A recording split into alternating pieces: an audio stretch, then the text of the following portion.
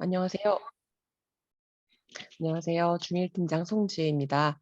오늘 중일 설명회는 중일이 어떤 시기인가, 중일 학부모님들은 어떤 고민이 있으실 것 같은지, 또 CNA는 거기에 대해서 어떤 준비를 하고 있고, 중일이 왜 초등까지의 독서 수업을 계속 꾸준히 해 왔음에도 중일, 중2에는 어떤 차별점이 있는지 궁금해하실 것 같아서요. 그런 부분을 얘기 먼저 드리고, 그리고 나서 국어 교과서로 토론하기 2권 설명을 드리도록 하겠습니다.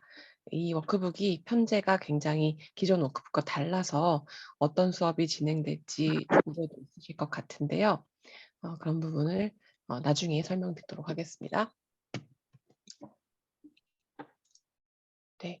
중1이 사실 만 13세, 14세는 아니죠, 사실.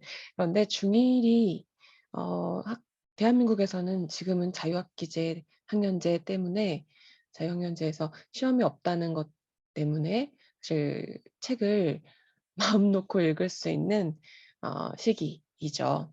중2, 중3도 시간이 이때 귀중한 시간을 어디에 투자할 것인가를 두고 다들 이제 고민을 하게 됩니다. 그때 어 국어 언어 영역도 어려워지고 있고 문해력이 중요하다. 어휘력이 굉장히 요즘에 문제죠. 예, 부족하다. 배경 지식이 부족하다. 자신감이나 표현력이 문제다. 문제 해결력을 길러야 될 것 같은데 국어 문제를 풀어 봤을 때 내신 시험은 안 보지만 문제를 풀었을 때 아이가 오답이 좀 많다. 자신이 초등학교 때 보였던 실력을 보여주지 못한다. 이런 여러 가지 문제의식을 보이고 가지고 계신 분들도 많을 것 같습니다. 그럴 때 사실 이 모든 걸 어떻게 CNA가 채워줄 수 있는가? CNA는 초등 때 해왔던 활동, 열심히 재미있는 책을 읽고 그다음에 성실하게 매주 읽는 것도 굉장히 큰 자산이라고 생각합니다. 그런 성실함을 가지고 자신감 있게 손을 들고 "제가 말해 볼래요." 발표하고 그다음에 글을 쓰고 토론하고 하는 그런 재미있는 활동을 열심히 해 왔는데 거기서 얻을 수 있는 어휘력이라든지 아니면 배경 지식 같은 것들 이런 것들은 초6 까지 충분히 기른 것이 아닌가. 그러면 이제 중등부터는 요구되는 것들이 달라지기 때문에 '다른 유형의 활동을 준비해야 되는 것이 아닌가.' 하고 고민을 많이 가지고 계시더라고요. 그중에 하나가 내신 성적일 수 있고요. 또 다른 부분은 이과 네 그런 분야의 수학이나 과학 중요한데 선행을 나가는데 시간도 절대적으로 부족하고 또 아이가 숙제에 치이고 이런 부분도 있어서 그런 부분에서 이 학원은 대체 쭉 이어가야 하는 이유 혹은 새로 시작해야 하는 이유가 뭔가 막연한 기대감은 있지만 학원에서 어떤 수업이 이루어지는지를 실제로 체험해 보셨다거나 아이의 말을 건네서 전해 들은 것 말고는 다른 어 정보가 없으시기 때문에 궁금해하실 것 같습니다. 또 그중에 하나의 이유가 저희가 가시적 효과가 그렇게 보이지 않는다는 점 때문이 인 것 같기도 합니다. 네. 점수가 바로바로 나오는 수업이 아니고요. 또 사실 어쩔 수 없는 부분이지만 책을 읽는다는 것 그리고 거기에서 이제 출발해서 어 논의를 한다는 것, 논의에서의 폭이나 깊이 그리고 열의 이런 것들이 모두 다 개인마다 다 차이가 있습니다. 장점도 차이가 있고요. 단점도 차이가 있는데요. 그러한 차이 때문에 우리 아이가 이 수업에서 어느 정도의 효과를 보고 있는가 이게 보이지 않는다는 점 이런 것들이 어 우려하시는 부분이 아닐까 생각이 드는데요. 그러면서 '수능 언어 영역 대비를 해야 되지 않을까.' 중학교 1 학년 말 정도가 되면 내신과 수능 이런 것들이 이제 주어지는 과제다 보니까요. '그걸 채워 넣으려면 어떤 다른 활동이 필요하지 않을까.' 하고 또 의문을 가지시는 분들도 계시고요.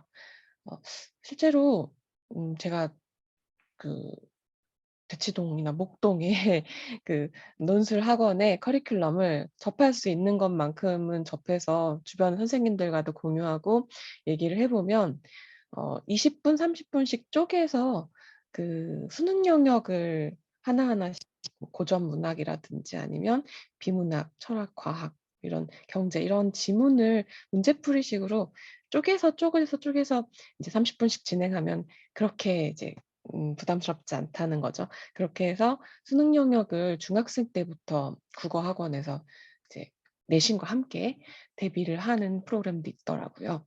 그러면서 논술 학원도 마찬가지로 특이하게도 옛날에는 책 한 권을 읽고 저희처럼 이렇게 진행하는 프로그램이 굉장히 많았는데 속속 새롭게 보이는 학원들이 이제 수능 연어 영역의 그 편성을 기본으로 해서 그걸 이제 짧은 글을 읽으면서 거기서 활동은 뭐 지금 저희가 하는 토익, 스텝 문제처럼 그렇게 제공하거나 아니면 토론을 진행하거나 이렇게 어 읽는 텍스트 자체가 아이들에게 사실 부담이 되지 않게 짧게 이렇게 끊어서 수업 시간도 짧게 끊어서 그렇게 진행되는 어 그런 구성이 있더라고요.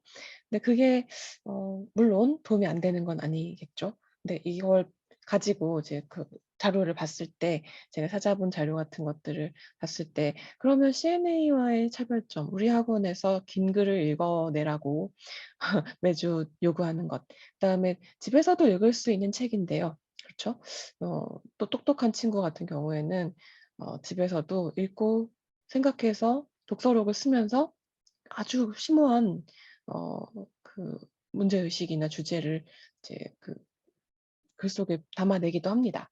그래서 그런 부분에서 이 책을 한번 읽고 나서 그다음에 수업을 하게 될 때 더 음 그 비계처럼 발판 삼아서 뛰어오르는 부분이 어느 정도인가, 어떻게 일어나는가 이런 거에 대한 의문점을 갖게 되실 것 같습니다. 그리고 짧은 글로는 대신할 수 없는 것인가?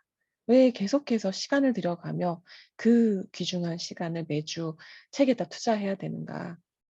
그러고도 워크북도 작성해야 되고 그리고 워크북 작성을 하고 나서도 그걸 학원에서 그대로 읽는 것인가.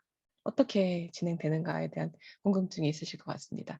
그래서 CNA 독서 논술은 어떤 활동을 하고 있는지 좀 더 그 1 학년 말이니까요. 1 학년 동안 쭉 어떤 활동이 이루어졌는지와 그리고 이게 2 학년으로 가면 어떻게 이어질지도 말씀을 드려야 될 것 같습니다. 일단 저희 학원에서 "책을 읽어 오는 것부터가 시작이다."라고 말씀을 드리는 이유는요. 지금 바로 지난 주말까지 진행됐던 중1 수업을 예로 들어서 말씀드리려고 합니다. 거기서 아이들이 사실 1 학년 동안에 배운 사회, 경제, 역사 이런 것들을 다 아울러서요. 책 한 권을 읽어낼 때 사실은 그 모든 배경 지식을 어 가지고 읽어서 생각하지 않습니다. 그렇기는 쉽지 않죠. 아이들은 그냥 주어진 책을 사실 열심히 읽어 오지만 그 책 하나에서 어 이 줄거리 아니면 인물의 갈등, 인물의 뭐 성격 이런 것들을 파악하는 것까지 그걸 수행해 오죠. 이게 어찌 보면 대부분 학생들이 열심히 책을 읽었을 때 할 수 있는 그 정도 수준이죠. 근데 거기서 출발한다는 것은 학원에서 워크북과 그다음에 개별 강사의 질문들을 통해서요. 학생들이 가진 생각, 그다음 읽어온 내용 이런 것들을 토대로 해서 그 생각을 발전시킬 수 있는 기회를 갖기 때문인데요. 이건 사실 짧은 글로는 되기 어려운 부분입니다. 어 소설 하나를 주제 의식을 그냥 설명해 주는 것 뭐 예를 들어 유튜브나 아니면 뭐 세바퀴 이런 데에서 아니면 뭐 그 어쩌다 어른 이런 데에서 그 옛날에 있었던 많은 교양 프로그램에서 책을 마치 읽은 것처럼 주제 의식을 누군가가 정리해 주고 어 그에 관련된 배경 지식도 착착착 모아다가 얘기해 주고 그런 프로그램 하나 보면 얻는 게 있죠. 있습니다, 분명히. 그런데 그 책을 내가 혼자 읽어 보고 이해가 안 돼서 답답해하고 답답해하던 내용을 인터넷에서 찾아보고 찾아봤는데도 미진해서 다른 것도 찾아보고 그리고 내가 한 생각과 달라서 누군가와 얘기를 하고 싶어 하고 그 생각을 해 나가는 과정에서 얻는 것들이 교양 프로그램을 한번 봤을 때 얻는 것과 다르다는 거죠. 근데 이것을 52주 동안 그리고 3년 동안 혹은 초등학교까지 하면요. 계속 되풀이할 때 스스로 쌓아가는 문해력과 독해력과 문제 해결력과 어휘력과 이런 것들이 점진적으로 쌓이기 때문에 참 그 아 어려운 부분이긴 하지만 어 누군가가 강의를 통해서 아니면 짧은 제시문이나 수능 독해 제시문을 통해서 주는 것과는 또 다르고 차원이 또 깊은 그런 소득이 있을 수 있다는 건데요. 네. 일단 저희 기억 전달자 수업을 예로 들어서 말씀을 드리려고 합니다. 지금 보여 드린 아이들의 이야기는 일반 반이고요. 다음 페이지가 이제 3% 반인데요. 살짝 이제 제가 마음대로 막 각색하려고 하지 않았습니다. 검정색은 아이들이 한 말 어휘를 거의 그대로 사용해서 적고 있는데요. 수준이 살짝 다르기는 한데요. 그래도 보여 드리겠습니다. 지금 말을 안 한 학생도 있습니다. 아이들이 8명 와도 3명 말을 안 하기도 합니다. 일단 아이들에게 오면 그런 활동이 가능한 책에서는 이제 이런 활동을 시키는데요. 어 1 시간 정도 수업 진행하다가 이제 책에서 여러분이 느낀 것, 의아한 것 아니면 뭐 좋았던 것, 싫었던 것 이런 것들을 뭐든지 괜찮으니까 음 페이지까지 같이 해서 발표를 한번 하라고 합니다. 그러면 아이들이 겹치지 않아야 되기 때문에 막 쉬는 시간에 찾아 놓습니다. 그러면 이제 하나씩 얘기를 하게 되는데요. 처음에는 굉장히 간단했어요, 아이가. 할아버지가 죄송합니다. 리버보이네요. 리버보이 내용을 아이들 책 이제 읽어 보셨으면 아실 거고 아니면 혹시 찾아보시면 좋겠는데요. 그 할아버지와 손녀의 이야기인데요. 할아버지가 아프셔서 곧 돌아가실 처지입니다. 근데 할아버지를 안타까워하고 할아버지를 놓치기 싫어하고 돌아가시기 전에 병원이라도 가면 혹시 희망이 있을 것 같은데 할아버지는 그걸 거부하시고 고향에 돌아가서 이제 그림을 화가시니까요. 그림을 그려서 완성하고 싶어 하셔요. 그게 완성되는 게 자기가 오랫동안 사는 것보다 더 중요하다고 생각하는데 그 할아버지에 대해서 "할아버지가 놓친 거 포기한 게 안타깝다. 슬펐다." 이렇게 얘기를 하고 앉았어요. 네. 다음 학생은 리버보이가 할아버지의 영혼 같은 존재거든요. 이 소설이 현실적인 소설이 아니라 환상적인 소설이라서요. 리버보이가 제스를 돕고 제스가 할아버지를 돕는 리버보이가 할아버지인데요. 그런 순환적인 구조가 되게 신기했다. 이렇게 얘기하더라고요. 그리고 다음 아이들도 보시면 리버보이라는 할아버지를 대신하는 존재인데요. 그 할아버지가 돌아가시는 순간에 리버보이와 바닥까지 헤엄을 쳐서 도전을 완수합니다, 제스가. 할아버지 옆에 붙어서 울고 뭐 슬퍼하고 "사랑합니다." 하는 게 아니라 그 인사는 먼저 했고요. 오히려 할아버지는 이루지 못한 꿈이 있었는데 그 꿈이 사실 바닥까지 헤엄쳐 가는 거였어요, 제스 나이 또래일 때. 근데 못 했던 거죠. 그래서 그게 한이 맺히고 자기가 누리지 못한 추억 아니 행복 아니면 뭐 가족 아니면 우정 아니면 재미 아니면 도전 이런 것들이 없다는 거에 못 했다는 거에 이제 결핍을 느끼고 계셨는데 그걸 제스는 할아버지의 임종을 지키는 대신에 할아버지의 마음과 함께 리버보이와 함께 브레머스까지 갑니다. 바다까지요. 그게 어쩌면 삶의 선택에 있어서요. 우리가 해야 하는 의무나 역할이나 이런 것들도 있겠지만 꿈 아니면 도전 이런 것들을 어 위해서 뭔가를 버린다는 게 안타깝기도 하지만 어쩔 수 없는 일인 것 같다. 이렇게 얘기하더라고요. 그러면서 점점 더 논의가 이제 이때는 어 시켰던 게 아니라 "얘기하고 싶은 사람부터 해라. 겹치면 안 되니까 먼저 하는 게 유리하지." 이렇게 얘기했는데 그때부터 이제 아이들이 손을 듭니다. 이제 나는 이걸 얘기하고 싶은데 뒤에 애가 아니 앞에 애가 얘기해 버리면 안 되니까요. 그런 식으로 어 그러면서 논의도 좀 이제 얘기하고 싶은 게 속에 있었던 거예요. 이게 참 중요한 일인 것 같은데 독서를 할 때 아이들이 그걸 느낀 바를 또 자기만의 생각이라고 생각하는 것들을 어 얘기하고 싶어 합니다. 너무나 얘기하고 싶은데 사실은 그럴 기회가 없을 때가 많죠. 근데 물론 워크북에서 그런 문제들을 이제 끌어서 다른 방식으로든 비슷하게든 얘기하라고 시키기도 하지만 아이들이 6 학년 때까지는 재미있다 아니면 너무 어 무서웠다, 끔찍했다 이런 감상을 넘어서는 감상이 그렇게 많이 다채롭게 나오지 않는데요. 중학교 때 중1, 2, 3 정도의 학생들은 이 책과 다른 철학적인, 윤리적인 아니면 역사적인 다른 영역들을 엮어내서 얘기하고 싶은 게 생겨나는 나이예요. 근데 그걸 어쩌면 다른 수업이나 저희 학원도 많은 부분에서 강의식 수업이 이루어지니까요. 다른 수업 방식이나 아니면 글쓰기나 뭐 정해진 질문에 대한 답을 하기를 원하는 문제풀이를 하기를 원하는 그런 과정에서는 펼쳐낼 기회가 없죠. 근데 아이들이 생각이 자라고 어 그 욕구도 다른 욕구가 많이 생겨나고 있는데 내가 이 정보를 요리할 수 있을 것 같은데 요리할 기회가 주어지지 않는다면 그러면 아이들은 굉장히 빠르게 생각하는 걸 그만둡니다. 그리고 '문제풀이에 최적화된 이제 활동만 필요하구나.' 이렇게 생각하게 되는데요.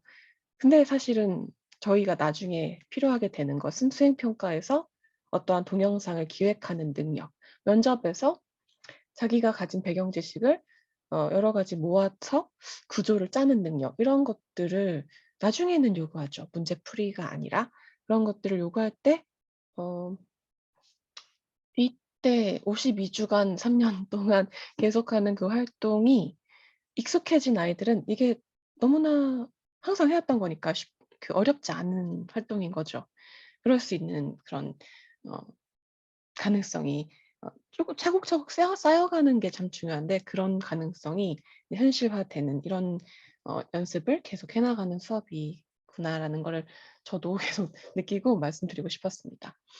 강에서 바다로 가는 그 부분이 "참 의미가 있는 것 같다."라고 얘기한 학생도 있고요. "끝이 곧 시작이야."라는 대목을 책에서 인용해서 딱 얘기하면서 바다가 시작이라는 말 이게 이제 제스에게는 시작이죠. 바다로 갈 수 있는 자기 자신을 믿고 그 토대를 딛고 이제 뭔가를 해 나갈 수 있는 힘이 생긴 거니까요. 할아버지가 바다로 가지 못해서 가졌던 그 미련 이런 것들을 손녀는 느끼지 않고 그다음에 그 자신감을 토대로 할아버지가 만들어 준 거기도 하죠. 그런 거를 토대로 살아갈 수 있다는 거. 그러면서 그거의 상징성을 뭔진 모르겠지만 느꼈다. 이렇게 해서 그걸 상징성을 토대로 또 "수영장도 있지 않냐. 이 책이 처음에 시작하는 게 수영장이지 않냐. 수영장은 어떤 특성이 있냐. 강은 어떤 특성이 있냐. 바다는 어떤 특성이 있냐." 이렇게 해서 이제 상징성까지 짚어내죠. 그다음에 마지막으로는 아이가 이 메시지가 어떤 교훈을 주는 것 같긴 한데 주제가 책 전체의 주제가 되게 너무나 많고 모호해서 "어려웠다." 이런 얘기를 했는데 근데 친구들이 얘기하는 걸 보니까 그 다층적인 메시지 다층적이란 말은 제가 쓴 건데요. 되게 많다는 얘기를 했어요. 많은 메시지, 모호한 메시지 중에서 어떤 건지 꼭 집어 주지 않아서 "아 어려웠다."라고 얘기하는데 "그래서 싫었냐?" 했더니 "아니다." 그걸 찾아내는 재미도 있고 친구들이 얘기하는 걸 들어보니까 그 어려운 게 좋다. 괜찮은 것 같다."라고 얘기를 하길래 그게 바로 이제 "좋은 문학의 특징이다." 물론 뭐 홍보전 같은 '착하게 살자. 우애 있게 살자.' 이런 메시지를 아주 선명하게 전달하는 것도 좋은 작품이겠지만 이런 작품도 의미가 있지 않겠냐. 자기가 찾아내는 그런 보물찾기 같은 독서가 가능하다. 이런 얘기를 하면서 정리를 했는데요. 네. 그런 아이디어 이런 것들을 어 다른 반에서도 다 말씀드리진 않을 텐데 이렇게 끄집어냅니다. 아이들이 이렇게 발표를 하게 하면 사실 어 점점 더 느껴지시겠지만 남들의 발언을 의식하고 '나는 더 잘해 보고 싶다. 나는 더 멋있게 표현해 보고 싶다. 분명하게 표현해 보고 싶다.' 이런 '다른 부분을 생각해 보고 싶다.' 이런 자극을 받습니다. 그러면서 책 한 권을 읽어낸 것을 자기가 생각한 것을 어 그 분명하게 정리해 보고 표현하는 그런 능력까지 기르게 되는데요. 거기에서 이제 까만색 진행하고 나서 그다음에 파란색으로 제가 다른 추가 질문을 던지거나 주제가 몇 가지나 되는지 이런 걸 정리해 보거나 그런 것들을 수행하게 됩니다. 그리고 나서 이 수업이 다 끝난 다음에 한 명이 쓴 독서 감상문이었어요. 예, 한번 읽어 보셨으면 좋겠는데요. 어 띄어쓰기나 문장 길이 긴 거 이런 거 전혀 철자도 전혀 터치 안 하고 옮겼습니다 사실. 예. 우리는 죽음을 피할 수 없다는 사실을 인정하고 성찰해야 의미 있는 삶을 살 수 있다. 그 아이고, 리버보이라는 제목인데 제가 오타를 냈네요. 어 그 리버보이라는 이야기를 "줄거리 쓰지 말라."라고 얘기했더니 그걸 대신 "줄거리는 쭉 쓰지 말고 녹여내라."라고 얘기했더니 아주 간단하게 얘기를 했어요. 청소년기 소녀가 할아버지 죽음이 임박한 상황에서 여기까지만요. 그러면서 그 좌절, 슬픔, 포기, 분노 등의 모든 감정을 경험하면서 리버보이라는 그림을 그리며 그리고 할아버지 영혼 같은 존재인 실제 그 눈에 보이고 말도 합니다. 리버보이라는 환상적인 존재와 만나며 깨닫는다. 사람이 곁에 없다고 해서 추억까지도 희미해지지 않는다는 것을. 또 인생은 수영장에서처럼이 아니라 강에서처럼 살아야 한다. 하면서요. 어 죽음에 대해서 처음으로 생각해 봤는데 원래는 두려웠던 죽음을 이제는 '어떻게 준비해야 될까 고민했다.' 이렇게 얘기하죠. 그래서 '죽기 전에 어떤 사람으로 기억되고 싶은가? 내 목표는 무엇인가?' 이런 걸 생각하게 하게 됐고 그렇게 이거 '채워 나가며 살고 싶다.' 또 '수영장보다는 강물에 몸을 담가서 살고 싶다.' 이렇게 썼어요. 네. 이런 글을 좋은 글을 뽑아 온 거긴 하지만 첨삭 전의 글입니다 사실. 그 그러면서 너무 잘 썼다고 문장을 좀 나눠 주고 그다음에 또 그 부사어 이런 것들 좀 수정해 주고 한 거는 해 줬지만 어 제가 좀 찍겠다고 했더니 되게 좋아하면서 "다음에는 더 잘 써볼 거예요." 그러고 갔어요. 네. 근데 그게 이제 중1에 저희가 이상적인 경우 다들 잘하지만요. 이상적인 경우 어 얻어낼 수 있는 수학이 아닌가 싶은데요. 책을 자기가 읽어내고 그리고 그걸 톡 건드려 주길 기다리면서 내가 얘기하고 싶고 내가 이런 생각을 했다는 그걸 확인해 주고 그다음에 더 나아가서는 어른의 말로 더 많이 살아본 어른의 말로 정리해 주거나 아니면 필요한 경우에는 질문을 던져 주거나 혹은 있는 배경 지식 같은 비슷한 사례 같은 것들을 들어서 어 그 연결시켜 주거나 사회의 현실과 연결시켜 주거나 그런 것들을 작업을 도와주면서 8명 모인 학생들끼리 그 시너지를 일으켜서 '아 이렇게 분석하는 게 틀린 게 아니구나. 내가 할 수 있구나.' 하는 강에서 아니 수영장에서 강으로 나가는 이 단계를 저희 학원에서 매주 연습하고 있다고 생각합니다. 그래서 지금까지 11월 동안요. 사실 국어 교과서 토론하기 2권 전까지는 거의 한 권의 책을 읽었습니다. 몇 편의 단편 소설을 읽은 적도 있고 하지만 이제 다양한 주제에 대한 책들을 읽었는데요. 그게 참 좋아요. 아이들이 한 6 개월 전에 읽었던 윤리 4월 달에 진행했던 책인데 정의란 무엇인가 청소년용으로 나왔던 걸 읽었는데요. 거기서 나왔던 내용인데요. 공리주의잖아요. 아니면 이거 뭐더라? 그 칸트 뭐 어쩌고저쩌고 나왔던 거잖아요. 이렇게 해서 "아 의무론." 이렇게 얘기를 해 주면 그 제시문 내용은 기억하거나 이렇게 어 필요한 그 논의에 배웠던 제시문들을 떠올려서 생각하는 그런 훈련도 하고 있고요. 네, 그래서 중1 에서 자신이 그런 활동을 할 수 있다는 이 자신감이 있는 단계에 필요한 이제 어 짧은 글짓기라든지 발표하기라든지 자신의 생각을 분석을 해 보는 경험이라든지 이런 것들을 경험하고 있습니다. 2 학년 때에는 3 학년 때도 마찬가지지만 음 독서의 난이도가 중요해지는 시기입니다. 사실 저희가 중학교 1 학년 때까지는요. 의식적으로 초등학교 때까지와 별로 차이가 나지 않는 도서를 설정합니다. 선정하는데요. 이유는 같은 주제를 접하더라도 그 토대 바탕이 자기 수준보다 조금 높아야 하거든요. 교육학에서도 알고 계신 개념이겠지만 비계라고 하죠. 발판을 쪼끔 넣어 줬을 때 올라갈 수 있는 높이까지 해야 돼요. 근데 갑자기 수능 제시문을 접한다거나 하면 아이들이 사실 '아 이거 답은 정해져 있겠지만 난 몰라.' 아니면 맞춘 사람들은 맞췄는데 어떻게 맞췄는지 잘 모르고요. 배경 지식이 어디랑 관련이 있는지 잘 모르고요. 예. 문장을 쉽게 만들어 보는 연습 이런 것들을 해야 되는데 쉽게 만들기에도 소화가 안 되는 어휘, 너무나 어려운 배경 지식 이런 것들이 어 발목을 잡는 거죠. 그래서 일부러 좀 중1 도서는 초등보다 조금 어려운, 근데 전혀 그 중1도 그리고 초6도 읽기에 무리가 없을 만한 그런 내용으로 선정을 합니다.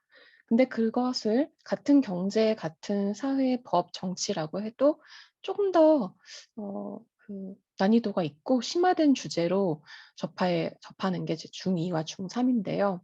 그래서 아이들이 지금 중2들은 조금 힘들어하기도 해요.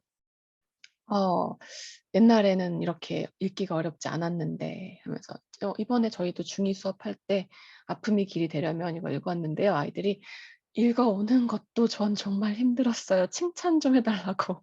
워크북 쪼끔 안 해 왔어도 자기는 이 책을 읽은 걸로도 자기가 자랑스럽대요. 네. 맞다고 그랬습니다. 어려워져야 하고 어려운 그 과정인데 그걸 거치면서 그 아까 말씀드렸지만 쉽게 바꿔야만 이해할 수 있는 좀 어려운 문장, 어려운 배경 지식 이런 것들을 어 그래도 도움을 받아서 도달할 수 있는 정도의 그런 내용을 제공하기 때문에 그걸 읽어 나가는 능력을, 자신감도 마찬가지고요. 키워가는 게 중2, 중3 입니다.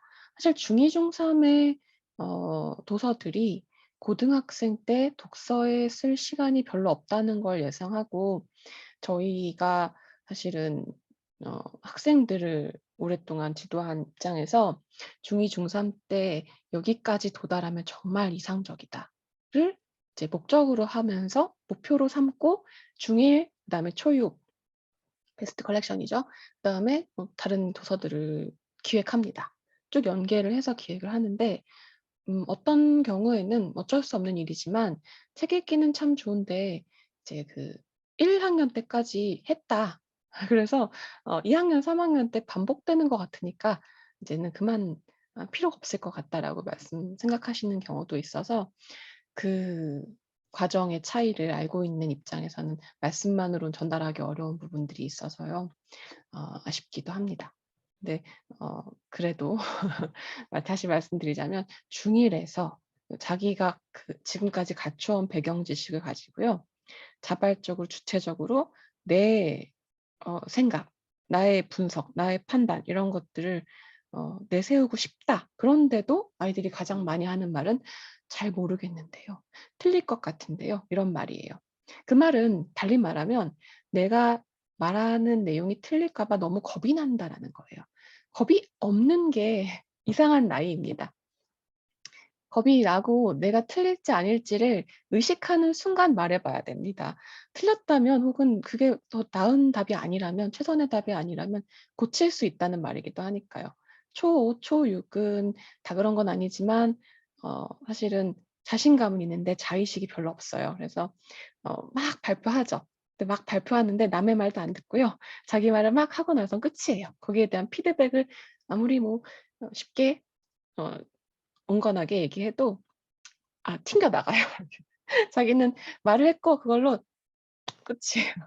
좋은 거예요. 기분이 좋습니다.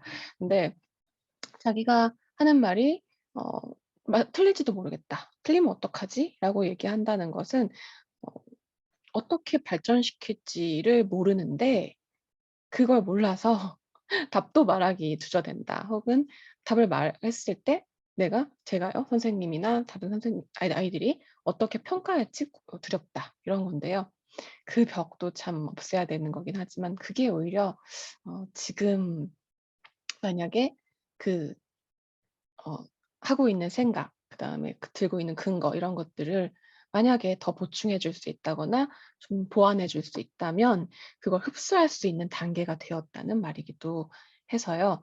2 단계에서 독서 수업을 한다는 것, 예, 그리고 토익 토론 수업을 한다는 것, 이게 굉장히 초등 때와 얻는 효과도 굉장히 다르고 필요한 부분일 것 같습니다.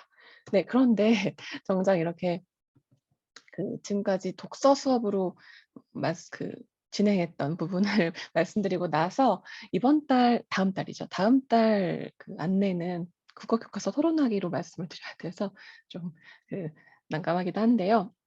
네, 이번에는 2 권, 국어 교과서 토론하기 2 권, 비문학편 2 권을 진행을 하게 되었습니다. 저희가 사실 책 한 권으로 수업하는, 아니면 단편 소설로 수업하는 수업을 쭉 하다가요. 1 년에 한 번 딱 이제 베스트 컬렉션인 초6 때, 그다음에 중1 때 이렇게 이 교과서 지문을 가지고 수업을 합니다. 그래서 목표가 조금 다르고요. 수업 진행 방식도 다릅니다. 하지만 책을 읽어온다는 거가 이제 국어 제시문으로 배치된다는 것 정도이기 때문에 큰 차이가 있는 건 아니라는 점, 즉 토의, 토론, 논술은 진행됩니다. 그런 점을 말씀드리고 시작을 하겠습니다. 이 책을 만들고 진행하는 이유는 아이들이 긴 글을 읽을 때와 그다음에 짧은 글, 특히 교과서 지문이나 수능 제시문 같은 정돈되고 아주 의도적으로 어 축 요약에 가깝게 이렇게 딱 압축되어 있는, 정보가 압축되어 있는 글을 읽어 나가는 방식은 다르기 때문인데요. 그 다른 영역을, 이 영역과 다른 영역 모두 겪어 봐야 하고 이를 이해하거나 독해할 수 있는 연습이 필요하죠. 특히 책 한 권을 독해하는지 어떻게 독해하는지는 사실 솔직히 말씀드리면 학원에서 점검하기 어렵습니다. 잘 읽었니 질문들로, 10개 정도의 질문들로 이걸 읽었나 안 읽었나를 평가할 수 있죠. 하지만 음 어떤 구조인지, 또 어 문단에서 예를 들면 예시로 시작하는 글이 있고요. 아니면 어 일반적인 통념을 얘기해 놓고 뒤에서 바로 부정해 버리는 글이 있고요. 이런 여러 가지 전략들을 제대로 이해했는지, 이런 것들을 독해력을 파악할 수 있는 기회가 많지 않습니다. 그래서 오히려 짧게 만들어 놓은 제시문을 바로바로 읽으면서 독해해 나가고 중심 문장 찾으라고 하고 확인해 주고, 그다음에 이 글의 구조가 어떤 구조를 띠고 있느냐, 중심 문장이 어디에 있고, 아니면 이 문단은 뒷받침 문단이냐, 아니면 그냥 중심 문단이냐, 이런 것들을 확인을 해 가면서 독해력을 확인할 수 있는 그런 수업이 필요하기 때문에 이 책을 만들고 진행을 하고 있습니다. 여기서 써 놨듯이 가장 정돈된 글이 교과서 지문입니다. 교과서 지문을 삼기 위해서 논문 아니면 뭐 다른 책의 글들을 발췌하고, 그다음에 이제 윤문하고, 이렇게 해서 아이들이 필요 없는 문장이 없도록, 사실은 이상적인 글은 그런 거잖아요. 모든 문장의 내용이 다 필요하고, 그리고 내용이 다 달라야 하고요. 그리고 무엇보다 문법적인 오류가 없습니다. 사실 신문을 읽어도 띄어쓰기나 비문이 띄어쓰기 오류나 비문이 발견되는 게 요즘 세상인데요. 그냥 글도, 그냥 논문도 말할 것도 없이 사실 주어, 목적어, 서술어, 뭐 다른 문장 성분 좀 정돈되지 않은 경우가 많고요. 그걸 사실 읽으면서 '이게 오류다.' 하는 걸 다 지적할 수 없기 때문에 교과서 지문을 가지고요, 아주 모범적인 글을 가지고 독해를 한다는 거, 이게 되게 도움이 됩니다. 교과서를 어차피 국어 시간에 공부하지 않느냐 생각하실 수도 있는데요.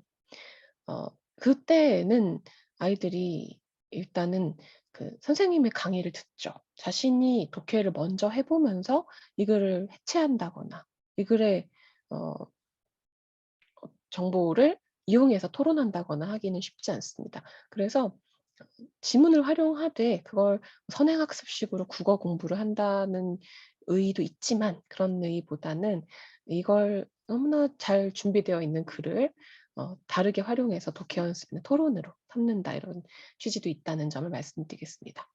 책 한 권의 주제를 한 편의 글이 담고 있기 때문에 어 아이들이 지금까지 쌓아온 배경 지식을 가지고 한 편의 글을 읽어낼 수 있고요. 그리고 '이렇게나 압축적으로 정보를 요약할 수 있구나.' 이게 되게 좋은 교훈인 거죠. 그러면서 핵심어, 중심 문장 찾는 독해 연습할 수 있고요.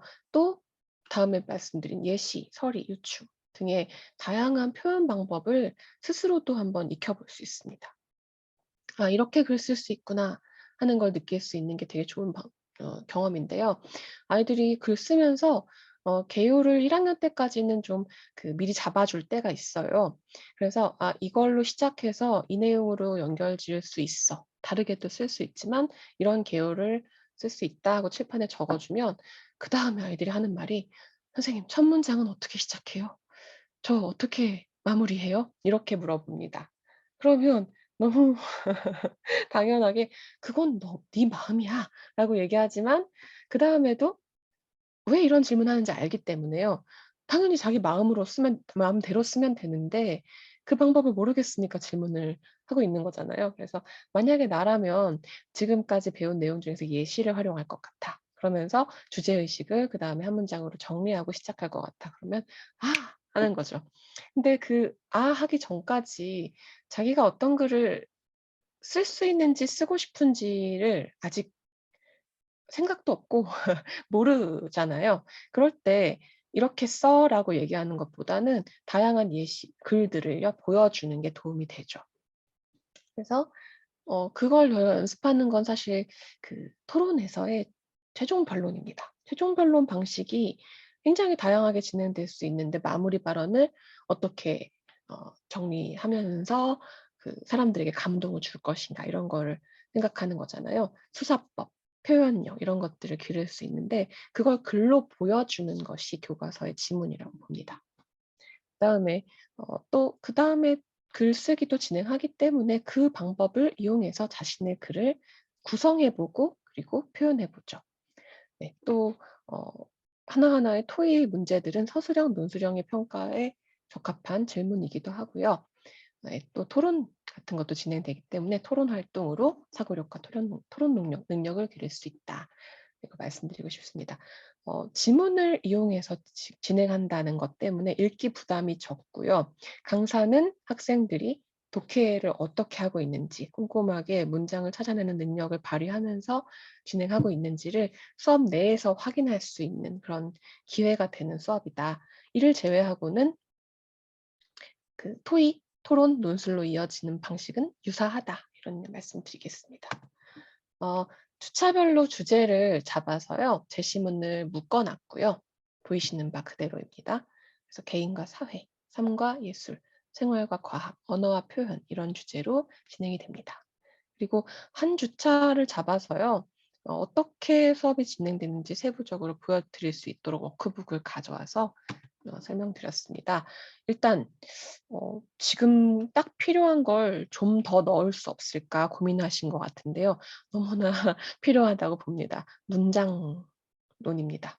그래서 문법에 해당하는 부분인데 문장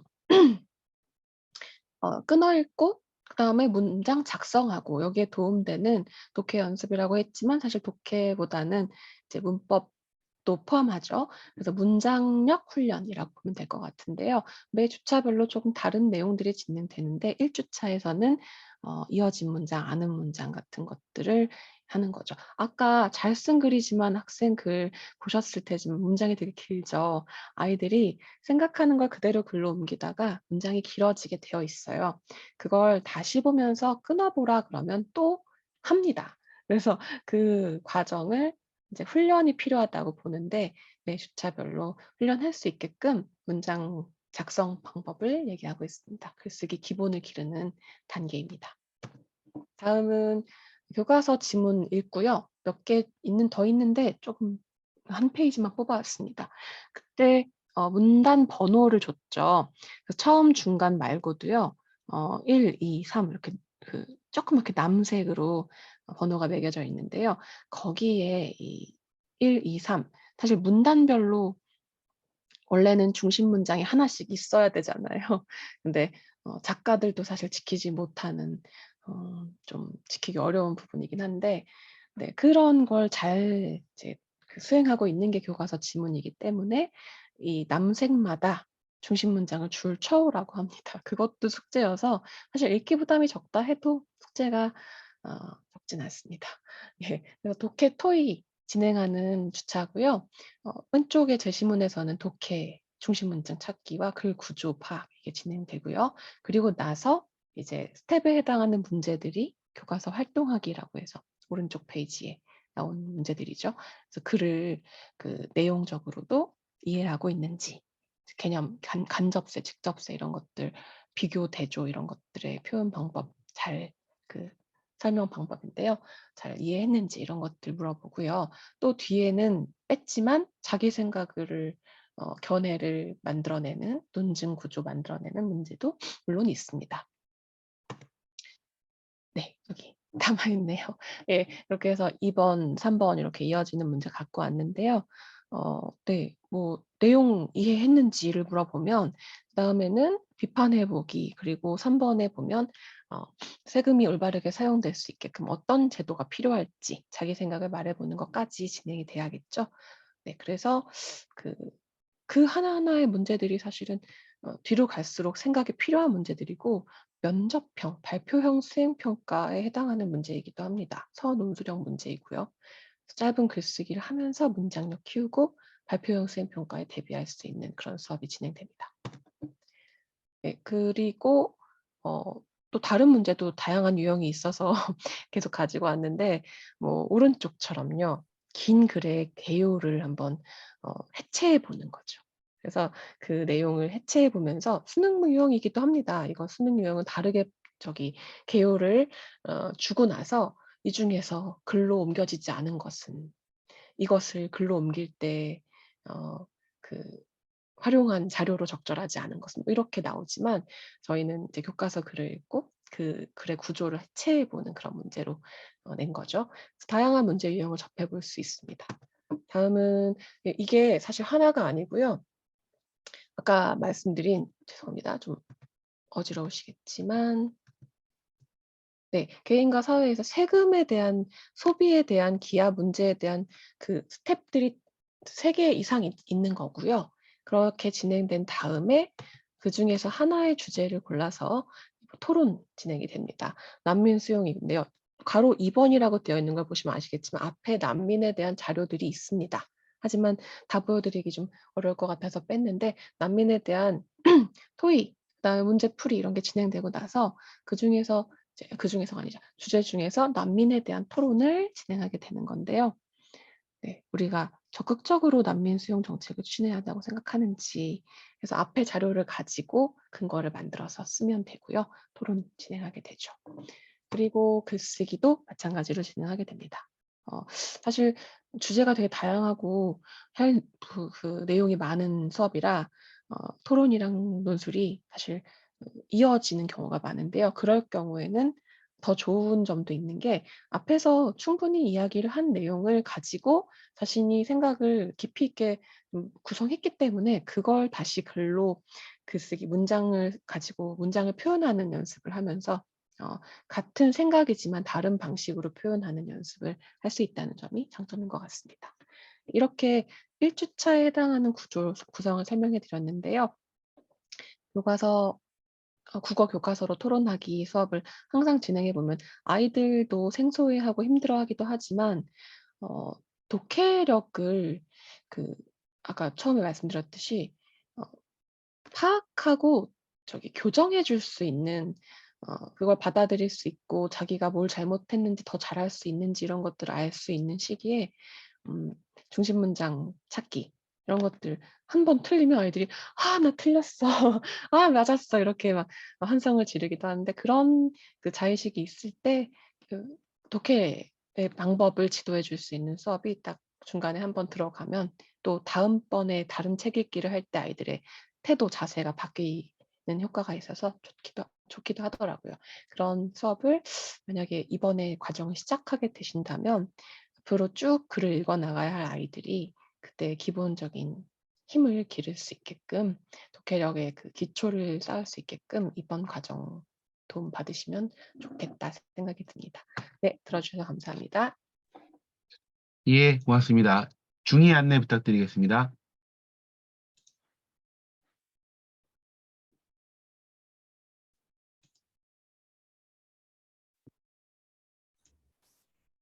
네, 화면 보이십니까? 예, 잘 보입니다. 네. 안녕하세요. CNA 논술 중2팀장 박창명입니다. 송재 선생님 발표 해주셨고, 그 다음에 이제 제가 중2 이제 겨울 커리큘럼 설명을 드리도록 하겠습니다. 저희 이번에 중2는 그 교과 과정상 11월, 12월 넘어가면서 그 기말고사 휴강이 있고요. 그래서 요 워크북은 원래 이제 12월 목표로 만들어진 워크북인데 이제 그 부분 감안해서 저희가 당겨서 설명을 드리도록 하겠습니다. 11, 12월 워크북의 이 제목은 함께 보는 우리 역사고요. 테마는 이제 중3 들어가서 본격적으로 한국사 수업을 하기 이전에 이제 1학기 분량에 해당하는 고조선부터 이제 조선 중후기까지의 역사를 저희가 미리 한번 선행해서 짚어보는 개념으로 만들어 봤습니다. 그래서 학습 목표는 이제 아까 말씀드렸던 대로 중등 역사 교과서에 나와 있는 1학기 과정과 연계해서 한국사의 전체 흐름을 통사적으로 한번 짚어보면서, 두 번째는 이제 사실 한 달 안에 그 교과 과정에 나오는 모든 이야기를 다 암기식으로 정리하기 좀 힘들고요. 그래서 역사 발전 과정에서 일어났던 주요 사건, 그러니까 전체 흐름을 이해할 때 이런 부분은 뭐 내신에서도 많이 물어보는 문제이고, 역사의 흐름을 이해하는데 좀 중요한 사건들을 저희가 추려가지고 그 부분을 비판적으로 검토하는 시간을 가지려고 합니다. 어제 제가 이제 수업을 하다가 조금 충격적이었던 거는, 이제 제가 수업하는 반에서도 학생들이 내신 수업이 끝나고 이제 복귀를 하는데, 역사를 친 학교도 있고 안 친 학교도 있지만은 공통적으로 학생들이 하는 말이 역사 공부하는 게 너무 힘들었다. 그래서 기말고사를 칠 때는 자기가 의도적으로 역사는 그냥 버리려고 하는데 이런 이야기를 하더라고요. 그래서 제가 역사 수업이 왜 그렇게 힘드냐 하고 물어보니까 나오는 이야기가, 이제 수업을 너무 자기 의견을 좀 말을 한다던가 역사의 전체 흐름에 대해서 뭐 그 의미라든가 연결되는 지점을 좀 이렇게 제대로 알지를 못하고 분석을 하지 못하고 그냥 칠판이 필기를 쭉 하거나 아니면 PPT 띄워놓고 나서 요렇게 진행되니까 다 외우고 넘어가자, 이런 식으로 너무 이제 급박하게 암기 위주로 가는 그 부분을 많이 이야기하더라고요. 근데 이제 역사가 또 과목 특성상 이렇게 암기 위주로 가려고 하다 보면 굉장히 소소한 부분까지 많이 외워줘야 되죠. 학생들이 역사만 공부하는 게 아니라 다른 교과목도 같이 공부를 해야 되고, 그 다음에 학교 끝나고 나서도 다른 뭐 사교육에 할애하는 시간이라든가 다른 학원에서 숙제 주는 것도 하기 힘든데, 이제 그 역사 같은 경우를 처음부터 끝까지 또 다 외우려고 하니까 거기에 들어가는 시간 대비 시간은 너무 많이 들어가고, 그 다음에 그거를 공부했을 때 단순히 이제 점수 외에도 학생들이 자기가 요 과목을 공부를 하니까 이게 나한테 어떻게 좀 도움이 되고 거기서 내가 어떤 지적 좀 성장을 느낄 수 있고 이런 효용감이 좀 있어야 되는데, 그 효용감 내지는 효능감을 굉장히 좀 느끼기 힘들어하는 부분이 있었습니다. 그래서 이제 또 이제 한 가지 더 말씀드리면은, 최근에 이제 코로나라든가 이런 걸로 인해서 학교 교과 과정이 정상적으로 이루어지지 않고 좀 파행적으로 가다 보니까, 물론 그거는 학교 선생님들의 잘못은 아니지만 역사를 공부를 하면서 그 교과 과정이 순차적으로 잘 이루어지지 않고 좀 빨리빨리 꼭 필요한 부분만 짚고 이제 넘어가는 과정에서 교과서의 어떤 부분은 통째로 다 빠져버린다든가 이러면서 이제 학생들이 전체 흐름을 유기적으로 잘 짚어내지 못하게 가는 거죠. 그래서 저희가 수업을 하면서는 그런 이제 기계적인 그냥 암기식 수업은 좀 지양을 하고, 아까 말씀드렸던 대로 우리가 역사에서 기본 교양적으로 알아야 될 거, 그리고 뭐 고려나 조선은 이렇게 왕조 중심 통사로 갔을 때 각 시대별로 좀 핵심적으로 요거는 알아야 되겠다 싶은 부분을 좀 적극적으로 파고들면서 이런 상황들이 왜 발생했고 이제 역사적으로 앞뒤의 전체적인 흐름과 어떻게 연관성이 있으며, 그렇기 때문에 이제 한국 이제 역사와 사회가 발전하는 부분에 있어서 어떤 가치를 지니고 있는 사건이다. 이런 것들을 좀 이야기하면서 학생들이 좀 빠르게 달려오느라 놓치기 쉬운 그 역사의 과정을 좀 체계적으로 짚어보게 하는데 목적을 두고 있습니다. 그리고 이렇게 수업을 한 다음에는 토론이나 글쓰기를 통해서 당대의 그 역사적 사건의 어떤 의미와 가치에 대해서 현대인의 관점으로 자기 의견을 한번 말해보는, 혹은 그 당시 당대의 어떤 역사적 주체들의 상황에 요즘 말로 빙의를 해서 이제 자기가 만약에 과거에 살았던 사람이라면은 그 상황에 대해서 어떻게 반응했을까, 요거를 한번 추론해서 써보는 그런 수업을 한번 해보려고 합니다. 그래서 이제 목차의 연계에 대해서는 이제 요 보통은 이제 일반적으로 큰 문제 없이 1학기 과정이 진행된다면은 3학년 1학기 때는 조선 사회의 변동, 그래서 영정조 시대의 조선 후기의 어떤 변화, 요 언저리까지 진행이 될 텐데요. 그래서 1주차에서는 이제 선사문화와 고대 국가, 이제 구석기, 신석기부터 시작해서 고조선까지 이어지는 흐름, 그리고 이제 통일신라 남북국 시대의 전개까지 묶었고요. 2주차에서는 고려의 성립과 발전 과정, 3주차에서는 조선의 성립과, 그러니까 임진왜란, 병자호란, 우리가 흔히 양난이라고 부르는 그 시기까지 조선 전기의 어떤 발전 과정, 그리고 마지막 4주차는 양난 이후 조선 후기 신분제가 무너지고 사회에 새로운 변화가 생기면서 어떤 변화들이 생겼나, 이 부분에 대해서 짚어보려고 합니다. 자, 1주차 때는 말씀드린 대로 선사시대부터 남북국 시대까지 이제 우리가 국가라는 것을 만들고 어떻게 발전시켜 왔는가, 그 과정을 한번 총체적으로 짚어보려고 하는데요. 먼저 첫 번째는 이제 고조선 사회의 특징을 이해하는 데 맞춥니다. 그래서 단군 신화 같은 부분은 굉장히 유명하고 잘 알려져 있지만은 이제 잘 알려져 있지 않은, 역사를 공부해야 알 수 있는 부분, 이제 중국에서 건너온 철기 문화가 이제 고조선 사회를 어떻게 바꿨고, 그 다음에 이제 역사적으로 전해지는 고조선의 팔조법의 조항을 바탕으로 해서 거꾸로 추론을 한번 해가면서 이러한 법 조항이 공식적으로 만들어지고 적용되는 걸 봤을 때 고조선 사회에서 우리가 추론할 수 있는 사회적 정치적 특징이 무엇인가, 그걸 보면서 이제 우리 고대 국가를 만든 우리 조상님들이 어떤 사회를 지향했는지 이제 그 부분을 한번 이해를 하려고 하고요. 그다음에 두 번째는 이제 고조선이 멸망하고 나서 이제 한반도 전역에서 자생적으로 만들어진 이제 우리가 알고 있는 신라, 고구려, 백제 이런 나라들이죠. 근데 이제 신라, 고구려, 백제만 있었던 게 아니라 부여도 있었고 옥조도 있었고 동해도 있었고, 사실은 그 사이사이에 중소 국가들이 굉장히 많습니다. 그런데 이제 우리가 흔히 삼국시대라고 불리우는 그 고대 시대로 넘어가는 과정에서 그런 타 국가들은 대부분 다 탈락을 하게 되는 거죠. 탈락을 하고 이제 고구려, 백제, 신라의 삼국 경쟁으로 접어 들어가게 되는데, 그 과정에서 왜 어떤 국가들은 중앙 집권 국가로 성공적으로 변모를 해서 강력한 발전을 이룰 수 있었고, 왜 어떤 나라들은 고구려, 백제, 신라보다 먼저 자리 잡았음에도 불구하고 그 경쟁에 따라가지 못하고 탈락하게 되는가. 그래서 요 어떤 차이점에 대해서 비교 대조를 하면서 성공적으로 중앙 집권화를 이룬 국가들이 정치적으로 사회적으로 어떤 변화를 추구할 수 있었는가, 요 공통점을 찾아서 한번 비교 대제 보는 시간을 갖습니다.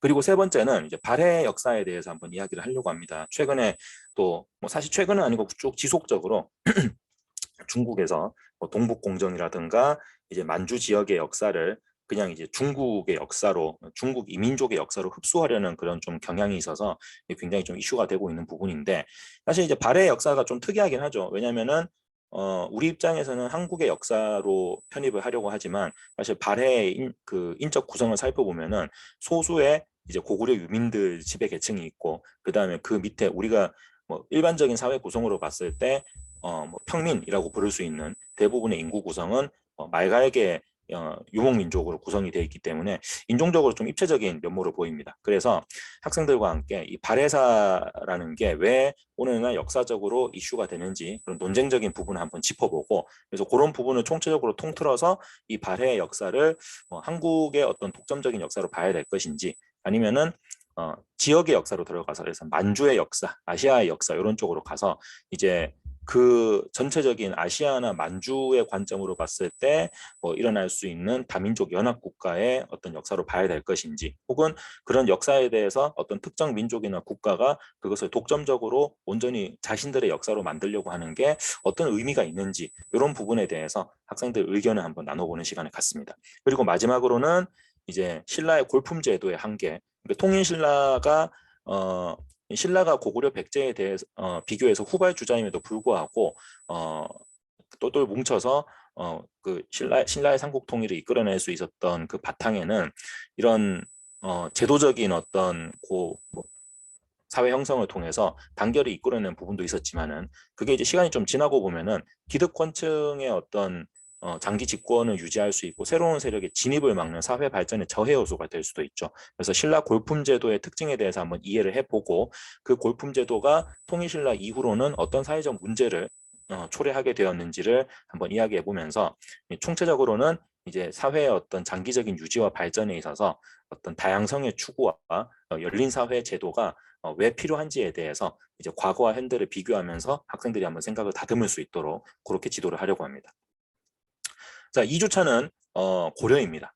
고려가 만들어지는 과정에서 초창기 지배 세력들의 성격이 어떻게 변화되었으며 그리고 또 고려 중기에 다다라서 거란, 여진, 몽골과 같은 북방 이민족이 어떻게 왜 고려에 쳐들어왔으며 고려가 그 이민족들과 맞서 싸우는 과정에서 사회가 어떻게 변동했는지 그래서 고려 보통 이제 학생들이 생각하는 고려는 조선에 비해서 좀 상대적 중요도가 떨어진다 내지는 막 고문세족 같은 기득권층들이 와장창창 나와가지고 사회가 제대로 발전하지 못해서 결국 망한 거 아니냐 이런 식으로 이해하기가 쉬운데 이제 고려가 그래도 굉장히 200년, 300년 이상 장기적으로 지속이 되면서 그 안에서 이민족의 침입에 굉장히 주체적으로 맞서 싸우고 역동적인 발전 과정을 거쳐온 국가다라는 거를 한번 이해를 시키려고 해요.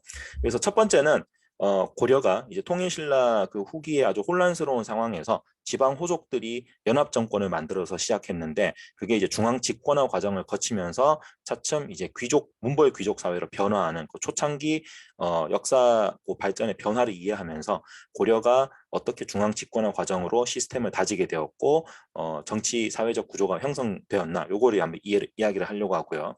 그다음에 두 번째는 이제 그 중기 이후에 북방 이민족의 침입이 계속 지속적으로 진행됩니다. 그래서 이제 북방 이민족들은 왜 고려에 쳐들어오려고 했는가부터 시작해서 이제 그럼 고려는 그런 북방 유목민족 타 민족들과 조화를 이루지 못하고 왜 그러면 계속 대립각을 세우게 되는지 그리고 그 북방 민족의 침입에 맞서서 고려가 어떻게 항쟁을 했고 이후에 이제 그 항쟁을 거치면서 어떤 식으로 사회가 변하게 되는지 이런 부분에 대해서 한번 설명을 하고요.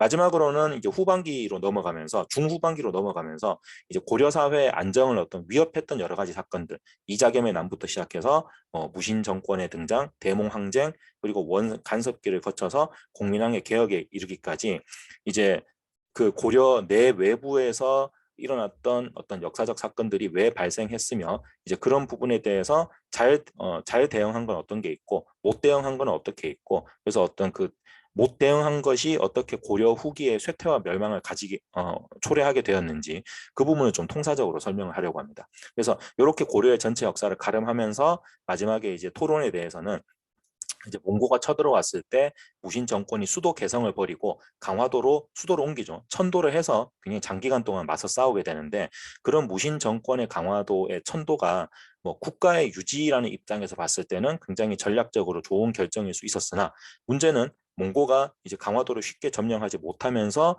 뭐 분풀이 삼아서 이제 한반도 전체를 유린하면서 그 과정에서 수많은 문화재의 손실이라든가 백성들의 유무형의 피해가 발생했는데 그런 부분을 좀 반영해서 봤을 때 그런 식으로 강화도 천도의 결정이 과연 정당한 결정이었는가 이거를 뭐 국가 사회의 유지 관점에서 봐야 될지 어떤 백성들의 삶의 관점으로 봐야 될지 이런 식으로 좀 입체적으로 재평가해 보는 토론을 해보려고 합니다.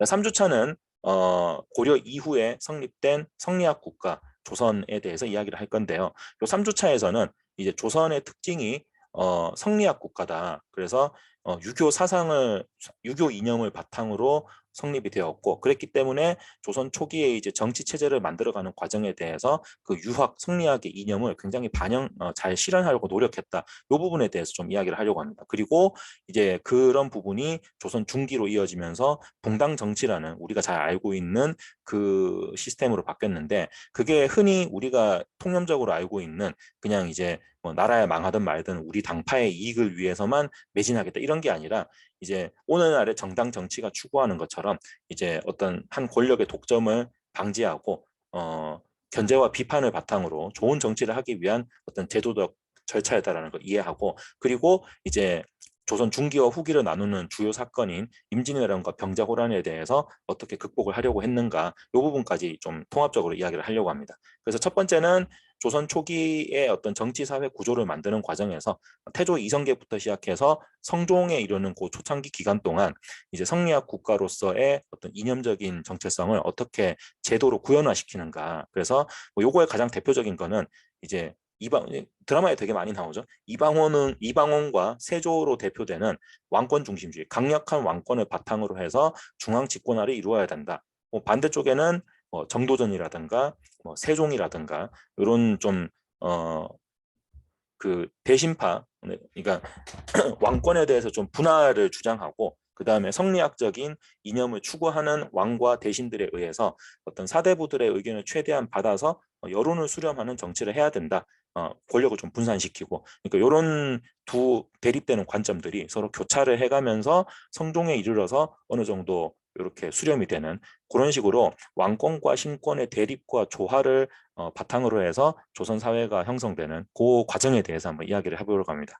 그리고 두 번째는 성종에서 이제 연산군으로 넘어가면서 이제 훈구와 사림이라는 그 이제 기득권층들의 어떤 파벌의 형성이 이루어지면서 이들이 도대체 왜 싸우는 거냐. 그래서 보통은 사화라고 하면 이제 연산군을 기점으로 해서 일어났던 막 신하들이 막 죽고 귀양 가고 보통 이런 센세이셔널한 사건으로 이해를 하는데, 그거보다는 이제 기득권층 내에서 어떤 자원 분배의 어떤 갈등으로 인해서 일어난 정치적 사건이다. 그래서 그 사화라는 게 어떤 식으로 시작되었고 이게 진행되면서 정치 사회적으로 어떤 의미를 가지고 왔다, 결과를 가지고 왔다, 이 부분에 대해서 좀 분석을 하려고 하고요.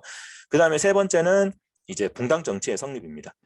그래서 이 사화 앞에서 이야기했던 사화 과정에서 지속적으로 훈구파 집단이 이제 승리를 하는 그 과정에서도, 근데 결론은 살인파 대신들이 정권을 장악하는 이 아이러니한 결말로 끝났다. 어떻게 이게 가능했느냐?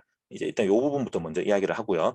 그 다음에 권력을 잡은 살인파들이 또 어떤 지향점의 차이로 분열을 하면서 서로를 견제하는 붕당이라는 시스템이 어떻게 이루어졌느냐. 그리고 그 부분이 시간이 지나면서 현실 정치의 어떤 맥락에서 어떤 식으로 변질이 되거나 혹은 변화가 되느냐. 이 부분에 대해서 한번 이야기를 해볼 거예요. 그리고 이제 그 붕당 정치 중기 과정에서 이제 일본이 쳐들어오고 이 임진왜란과 병자호란의 전개 과정에 대해서 이야기를 하면서 그 부분에 대해서 붕당을 중심으로 한 조선 정부에서 어떻게 대응을 했고 그 대응은 효과적이었는가에 대해서 한번 비판적으로 점검을 해보려고 합니다.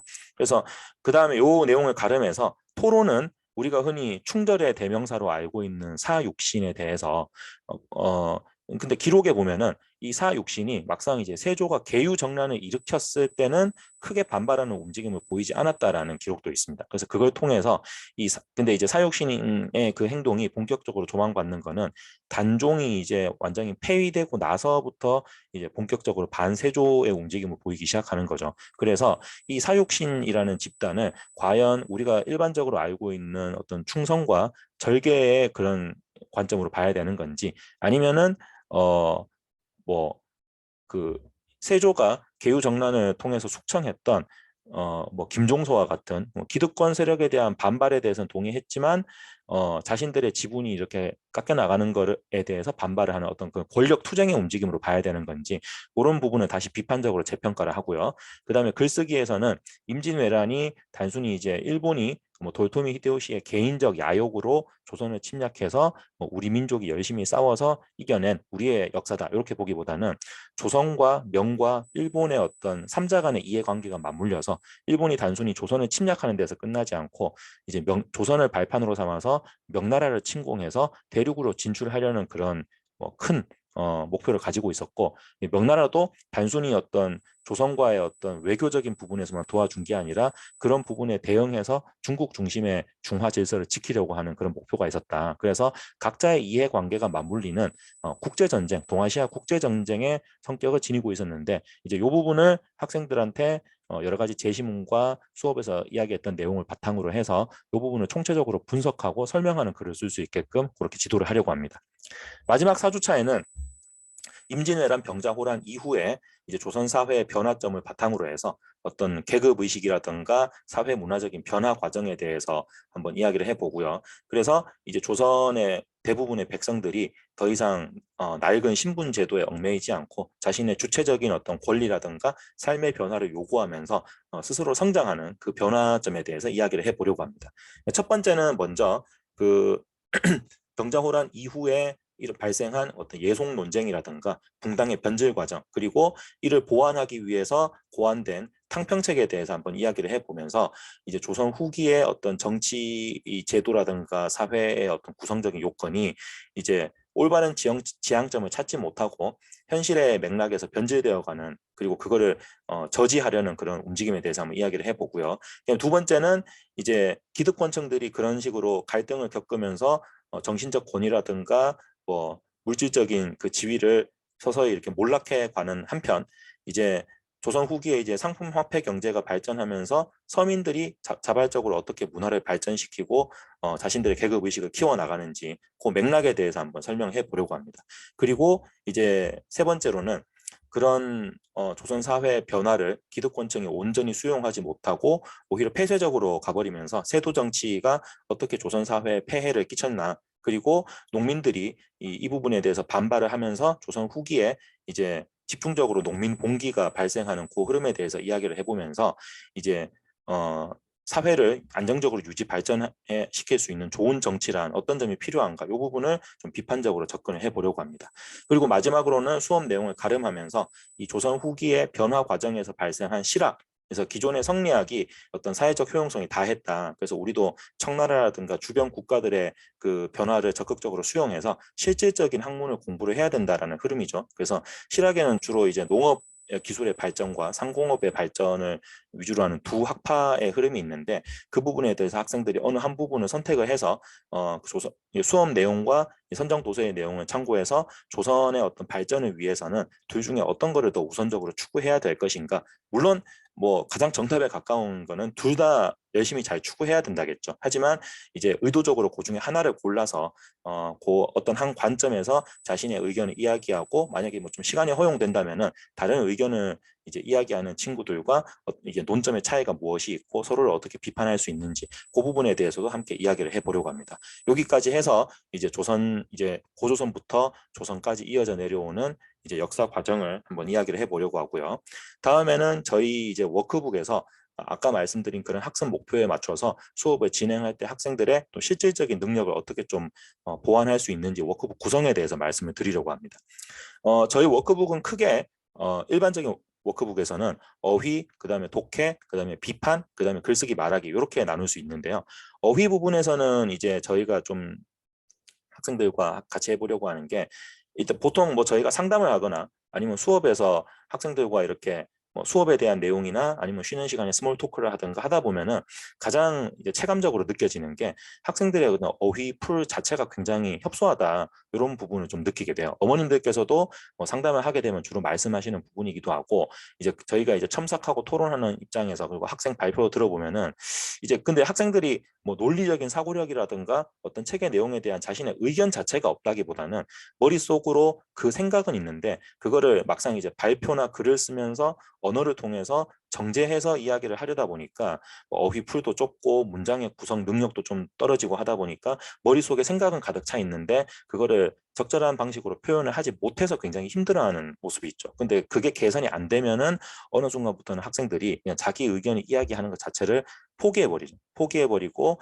뭐 그냥 아주 가볍게 뭐 인터넷의 유행어라든가 이런 거를 그냥 가지고 와버리는데, 그래서 저희가 어휘 부분에서 좀 목표로 하고 있는 거는 이제 한자어를 중심으로 해서 뭐 역사를, 지금 뭐 이번 커리큘럼 같은 경우는 역사가 되겠죠. 역사라든가 저희가 매달 하는 그 수업에서 학생들에게 필요한 기본적인 개념어를 좀 정확하게 숙지를 시키고, 두 번째는 개념어를 알고 있더라도, 그러니까 첨삭하다 보면 첨삭이나 숙제 검사하다 보면 이런 일도 생깁니다. 학생들이 이 문장을 똑바로 못 쓰고 이상한 어휘를 써와서 제가 그 부분에 대해서 하이라이트를 치고 나서 요 말은 조금 문장이 비문이다, 내지는 어휘가 적절하지 않은 것 같다, 그러면은 여기에 어떤 어휘를 대체해서 넣어야 되겠니? 라고 물어보면은 학생들이 뭐 짧게는 5에서 10초, 길게는 한 30초 정도 혼자서 가만히 생각하다가 이런 단어로 넣으면 되지 않을까요? 문장을 이렇게 바꾸면 되지 않을까요? 라고 대안을 제시를 잘 해요. 그리고 그 대안을 적용하면은 또 문장이 제대로 고쳐지는 경우가 많습니다. 그러면은 여기서 드는 의문은 왜 처음부터 그런 안을 제시를 하지 못하는가? 그 부분은 학생들이 뭐 국어학원이든 논술학원이든 이제 뭐 공교육과 사교육 과정에서 어휘를 배우고 문장을 배우더라도 수업 시간이 끝나고 나서는 그 말들을 자발적으로 잘 쓰지 않는 데 좀 문제가 있다고 생각을 합니다. 그래서 우리가 머릿속에 세이브는 돼 있지만은 평소에 그런 어휘를 적절한 상황에서 쓰거나 문장으로 자연스럽게 녹여내는 부분에 대해서 숙련도가 낮기 때문에 자기가 꼭 필요한 때 적재적소에 바로바로 로딩이 안 되는 경우죠. 그래서 저희 이제 이말안이라고 대표되는 요 어휘 부분에서는 일단은 선정도서에 나와 있는 여러 가지 단어들 중에서 요 나이 때 요 정도는 알고 있어야 되겠다라는 주요 개념어들을 선별을 한 다음에 그거를 단순히 이제 뜻만 이렇게 적어서 괄호 치라고 하지 않고 예시문을 반드시 좀 쓰도록 합니다. 그리고 그 예시문을 학생들이 쭉 돌아가면서 발표를 하게 하면서 그 부분이 문장으로 잘 녹여낸 건가. 왜냐하면 학생들이 이거를 아주 기계적으로 접근을 하다 보면은 가장 저지를 수 있는 오류가 단어 뒤에 그냥 단순히 무엇 무엇이다, 무엇 무엇 하다 이렇게 붙여서 만들어버리는 경우가 많죠. 아니면은 문장 자체를 딱 주어 서술어 중심으로 아주 짧게 뭐 2어절 내지는 3어절로 간단하게 처리하고 넘어가는 경우가 많아서 그런 부분을 먼저 학생들한테 한 발표를 한번 쭉 하게 하고 그 다음에 뭐 저희가 강사가 직접적으로 잡아줄 수도 있지만 다른 학생들한테 그 발표한 내용을 들어보면서 이 부분이 과연 문장으로서 완성도를 갖추고 있는가, 적절한 쓰임새인가 이런 뭐 서로 상호 평가를 하게 한다든가. 그래서 요 단어를 좀 저희 뭐 수업 시간이라는 그 제한된 장이지만은 그 안에서라도 저희가 통제를 이렇게 좀 하면서 어휘에 대해서 정확한 그 의미를 알고 그거를 문장으로 만들어서 가공해서 이렇게 이야기하는 연습을 좀 반복을 하면서 숙련도를 점진적으로 쌓으려고 하는 이제 좀 그런 의도를 가지고 있습니다. 그리고 뿐만 아니라 이제 책의 내용과 관련된 한자성어 같은 부분도 저희가 좀 같이 보완을 하면서 이제 이런 상황에서 일일이 다 풀어서 산문으로 쓰는 거는 좀 비효율적이니까 적재적소에 한자성어를 딱 쓰면은 이제 그 한자성어의 의미를 모두가 공유하고 있다는 전제하에서 상황에 대한 의미 전달이 훨씬 더 효율적으로 될 수 있다. 뭐 이런 필요성에 대해서도 좀 학생들과 이야기를 해보려고 합니다. 그다음에 두 번째는 이제 독해 부분인데요. 보통 이제 독서 지도를 할 때 학부모님들이 이제 고민을 많이 하시는 부분이 있죠. 학생들이 처음에 저희 학원 와서 처음에 한 2번, 3번 정도 수업을 해보고 첫 상담을 보통 하게 되면은 부모님들께서 가장 많이 말씀하시는 부분이 책을 일단 안 읽는다. 책 자체를 잘 안 읽고 절대적인 독서량이 부족한 부분이 있어서 이제 주 1회 내지는 2주 1회 이렇게 독서를 하게 되는 저희 학원으로 보내게 되었다. 이렇게 말씀을 하시고요. 그 다음에 한 3, 4개월 지나고 나서 다시 상담을 하게 되면은 좀 이야기가 바뀝니다. 그래서 일단 다양한 분야에서 두루두루 책을 읽게 되는 것은 좋으나 문제는 이제 학생들이 그 숙제하는 과정에서 부모님들이 이렇게 지나가면서 보시거나 아니면은 학생들이 읽는 책을 부모님도 함께 읽어보시는 경우가 많죠. 굉장히 좋은 건데 근데 여기서 이제 부모님들이 어떻게 생각하시냐면은 이 책의 어떤 난이도라든가 어휘 수준이라든가 주제의식을 감안해 봤을 때 부모님들 우리가 읽기에는 이거 정독하려면 한 서너 시간 걸리고 좀 뭐 관련 자료도 좀 찾아보고 재독해보고 이러면은 이게 시간이 솔찬게 걸릴 텐데 우리 친구가 숙제하는 걸 보면은 한 30분에서 1시간 만에 호로록 책 다 읽었다고 한다.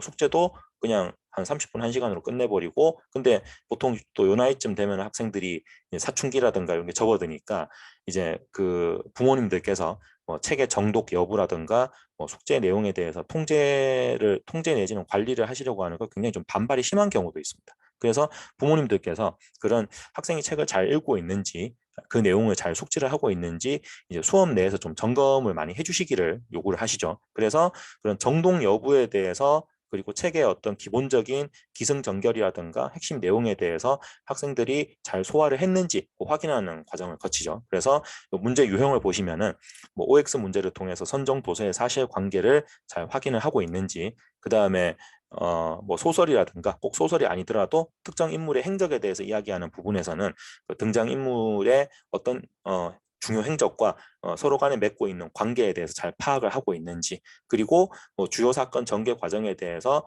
괄호에 이게 자리건리 같은 경우는 꼭 객관식으로만 하려고 하지는 않고 저희가 최대한 좀 주관식이나 서술형 문제를 많이 넣으려고 합니다. 왜냐하면 객관식 위주로 가다 보면은 학생들이 전체적인 그 큰 흐름에 대해서는 잘 파악을 하지 않고 단순히 해당 페이지 확인해서 뭐 답만 찍고 넘어가거나 더 나쁜 경우는 그냥 감으로 답을 찍고 나서 학원에 와서 아이고 선생님 제가 깜빡 실수했네요 이러고 그냥 약간 뭉개고 넘어가려고 하는 그런 부분이 있죠. 그래서 그런 부분을 가능하면은 주관식으로 주요 개념을 확실하게 쓰도록 하고, 만약에 객관식 문제에서는 왜 그 부분을 정답으로 썼는지, 예를 들어서 올바른 걸 찾아라라고 했으면 그 부분 그 외에 다른 틀린 답안들이 왜 틀렸는지, 올바르지 않은 걸 찾아라라고 하면은 학생이 찍은 그 답이 어떤 부분에서 그 보기에 나와 있는 부분에서 어떤 부분이 잘못된 건지 그거를 계속 이야기를 하기를 저희가 요구를 합니다. 그러면서 학생들이 단순히 이제 답 찍고 넘어가는 게 아니라 이제 전체적인 책의 내용에서 내가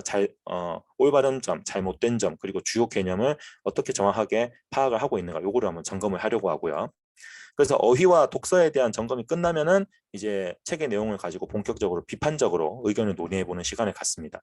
이 비판 부분에서는 크게 이제 저희가 문제를 두 가지 유형으로 내요. 보통 스텝 하나당 문제가 2개, 조금 많이 내면은 3개 이런 건데, 보통 2개라고 기준으로 설명을 드리면은 전반부에서는 그 제시문에 나와 있는 내용을 충실히 요약 정리를 잘 할 수 있는가, 주요 개념을 바탕으로. 그 다음에 후반부 문제에서는 그 요약 정리한 내용을 바탕으로 해서 이제 제시문에서 다루고 있는 주요 개념에 대해서 뭐 찬성 내지는 반대, 혹은 비판적 접근, 혹은 뭐 당대 인물의 관점에서 어떻게 해석을 할 수 있는가, 혹은 현대인의 관점에서 어떻게 재해석을 할 수 있는가, 이런 부분에 대해서 좀 비판과 추론을 끌어내려고 합니다. 그게 사실은 이제 요즘 국어 교육에서 가장 이슈가 되고 있는 또 독해의 문제, 비문학 독해를 할 때도 그냥 필수적으로 필요한 거죠. 그래서 일단 요 스텝 부분에서는 선정 도서에 나와 있는 내용만 저희가 가지고 오지 않고 그 주제와 관련된 다른 제시문의 내용도 같이 섞으려고 합니다. 보통 5대5 비율 정도로 구성을 하게 되는데, 그러면서 선정 도서에 나와 있는 내용에 대해서 좀 반대되는 이야기를 한다든가, 혹은 선정 도서의 내용이 너무 좀 간단하게 나왔을 때 그거를 수정 보완할 수 있는 내용이라든가, 이런 것들을 좀 유기적으로 섞으면서 학생들이 책을 읽으면서 얻은 지식을 좀 더 심화 확장할 수 있는 그 계기를 제공하고요. 그리고 아까 말씀드렸던 대로 그런 제시문이 보통, 여기는 제가 제시문을 한 페이지 정도만 넣어놨지만은 저희 요 스텝당 제시문이 한 2페이지에서 3페이지 정도가 됩니다. 그래서 그거를 이제 핵심 개념어에 맞춰가지고 잘 요약 정리를 하고 있는가, 그 부분을 파악을 하고, 그 내용을 바탕으로 아까 말씀드린 뭐 재해석이라든가 비판이라든가 찬반이라든가 학생의 의견을 듣는데, 역시 요 수업을 진행할 때 있어서도 단순히 학생들끼리 쭉 돌아가면서 발표하고 끝나는 게 아니라 강사가 중간중간에 이제 개입을 해가지고 학생들의 이야기에 대한 반대 입장에서 좀 공격하는 질문을 던져본다든가, 혹은 학생들이, 왜냐하면 또 그런 친구들이 있어요. 되게 안타까운 경우인데, 저는 이런 학생들을 굉장히 조용한 모범생이라고 부릅니다. 책도 잘 읽어오고 숙제도 잘 해오고 뭐 상담이라든가 이제 내신 복귀할 때 물어보면은 학교에서 성적도 굉장히 잘 나오고, 그런데 이제 이런 친구들이 빠질 수 있는 함정 중에 하나가 정답만 이야기하려고 하죠. 그래서 막 책을 보면은 새까맣게 이제 이 칸을 꽉 채워가면서 답을 정리해 왔는데, 제가 이렇게 열심히 잘 썼으면은 이 친구는 뭔가 말하려고 하는 의도도 있겠고 발표시키면 열심히 말하겠구나 싶어서 딱 그 친구 딱 지목해서 누구누구 발표해 볼까 하면은 입을 꾹 다물어 버리는 거죠.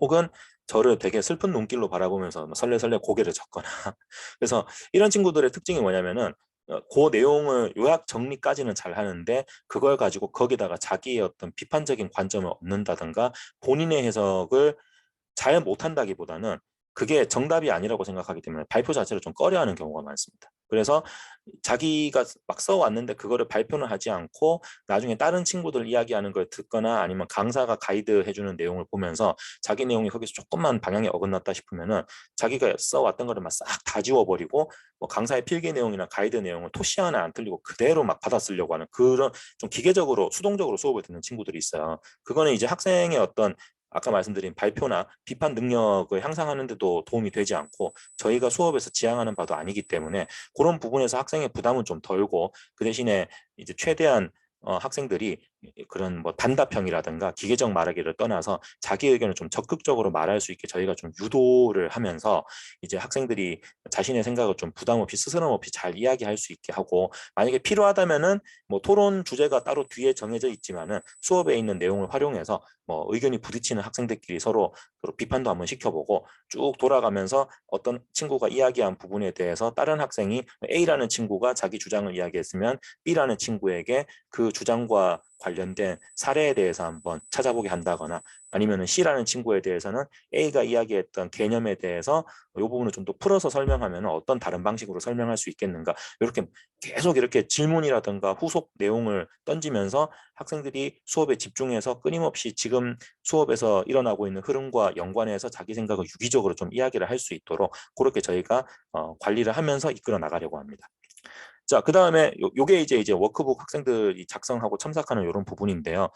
지금 여기 두 사진에서 나오는 친구들 같은 경우는 뭐 수업도 굉장히 열심히 잘 참여를 하고 그 다음에 숙제도 열심히 하고 필기도 굉장히 열심히 하는 친구들입니다. 그래서 첫 번째 사진에서 보시는 것처럼 학생이 적은 내용에 대해서 저희가 가이드하는 내용이 더 보완할 내용이 있다거나 세부적으로 더 들어갈 내용이 있으면은 이런 식으로 추가 보완 필기를 하게 해서 이제 그 귀가하기 전에 책 검사하면서 이 친구가 어떤 식으로 보완 정리를 잘 했나 이런 부분이 있고요. 그 다음에 중간 부분의 사진을 보시면은 이번 문제가 지금 연필 필기가 없죠. 그래서 학생이 아무리 열심히 잘 하려고 하는 게 있어도 이제 문제의 좀 방향을 잘 못 잡는다던가 아니면은 제시문의 난이도가 학생 개인한테 좀 어렵다던가 이런 경우도 있어요. 그래서 저희가 뭐 무조건적으로 숙제를 칸을 다 채워와야 수업에 참여할 수 있다. 이렇게는 하지 않습니다. 왜냐하면 그래 버리면은 또 학생들 입장에서는 뭔 내용을 집어넣든지 간에 칸만 채우면 일단 장땡이다 이렇게 생각할 수 있으니까 그래서 한 문제, 두 문제 정도는 이제 본인이 잘 이해를 못할 수도 있다. 거기까지는 인정. 근데 그 다음에 자기가 못 푼 문제에 대해서는 수업 시작하기 전에 내가 요런 문제를 어떤 부분이 어려워서 못 풀어왔다. 그래서 그 부분을 먼저 이야기를 하게 하고 이제 자기가 못 풀어온 내용이 있으면은 이렇게 수업하면서 그 부분에 대해서는 반드시 또 보완 정리를 하게 해서 역시 검사를 하면서 자기가 부족한 부분에 대해서 잘 정리를 하고 그다음에 검사도 그냥 무조건적으로 동그라미 치고 끝나는 게 아니라 이 부분에 대해서 그럼 본인이 어떻게 받아들였는지 한번 이야기를 해보자. 그러니까 첨삭하듯이 그렇게 하면서 학생이 그 부분에 대해서 좀 어떻게 잘 이해를 했다라는 걸 확인을 하죠. 그 다음에 이제 글쓰기를 할 때는 역시 글쓰기를 그냥 학생들 글 쓰고 끝 이게 아니라 기본적으로 대면 첨삭을 바탕으로 학생과 강사가 1대1로 그 글 내용에 대한 의견을 주고받으면서 틀린 부분에 대해서 좀 보완 조치를 하려고 합니다. 그래서 첨삭하면서 잡아주는 부분들이 단순히 뭐 문장에서 띄어쓰기라든가 뭐 불필요한 부분 삭제뿐만 아니라 문장에 대해서 비문이 있을 때 그 비문에 나오는 구절이나 어휘를 더 자연스럽게 하려면 어떻게 해야 될 것인가 그리고 전체적인 뭐 서론 본론 결론의 구성이라든가 분량이라든가 이런 부분을 어떻게 조절해야 될 것인가 그리고 학생이 그 이야기를 하는 논리적인 부분에서 근거가 뭐 적절하지 않다든가 이런 내용이 들어가면은 더 설득력이 커진다라는 내용을 옆에 이렇게 메모도 같이 해주면서 학생들이 그런 부족한 부분에 대해서 어떻게 좀 더 보완을 하면은 자기 글을 완성도 있게 높일 수 있을까 그리고 만약에 어떤 학생이 뭐 좀 안타까운 부분이지만 그럴 수도 있죠. 중2나 중3이 됐는데 아직까지 기본적인 맞춤법, 뭐 띄어쓰기 내지는 어휘 이런 게 좀 부족한 학생이 있을 수도 있어요. 혹은 문장 자체가 본인의 생각은 뭔가 선명하게 나오는데 문장을 구성하는 능력이 굉장히 떨어져 가지고 책에 비문이 많을 수도 있고 그래서 그런 부분들은 저희가 원고지 뒤에 따로 뭐 그 틀린 부분에 대해서 다시 한번 내용을 재구성하게 한다든가 아니면 첨삭한 내용을 바탕으로 해서 집에 가서 그 선생님이 첨삭했던 내용을 바탕으로 처음부터 글을 한번 다시 한번 써와 보자라고 별도 과제를 내기도 합니다. 물론 그런 부분에 대해서는 학생들이 이렇게 어떤 학생들 같은 경우는 저희가 그렇게 요구를 따로 하지 않아도 자기가 알아서 막 원고지를 한 장, 두 장씩 더 써가면서 집에서 다시 써와서 가지고 오는 경우가 있어요. 물론 그런 부분에 대해서는 저희가 다시 한번 첨삭을 해주면서 이런 가이드라인을 따라서 글을 쓰게 되면은 어떤 부분이 실질적으로 바뀔 수 있고 그 과정을 통해서 학생이 이제 이렇게 반복적으로 연습을 하다 보니까 자기의 어떤 고질적인 문제라든가